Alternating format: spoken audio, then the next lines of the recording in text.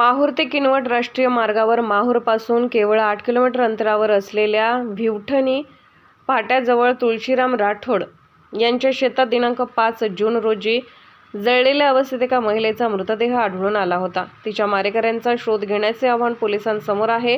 पोलिसांनी तांत्रिक तपासाचा अवलंब करत या गंभीर घटनेतील आरोपीचे फोटो प्रकाशित करून त्या व्यक्तीची माहिती देणाऱ्यास पोलीस अधीक्षकांकडून 50,000चे बक्षीस जाहीर करण्यात आले। माहूर किनवट मुख्य रस्ता महामार्ग ते भिवठणी फाट्याजवळ एका शेतात 1.5 महिन्यापूर्वी अंदाजे 20 ते 25 वर्षाच्या महिलेचा अर्धवट जळालेल्या अवस्थेतील मृतदेह आढळून आला। सदर महिलेची ओळख पटलेली नाही, त्यामुळे तिचे मारेकरी नेमके कोण हे पोलिसांना काही केल्यास समजत नव्हते।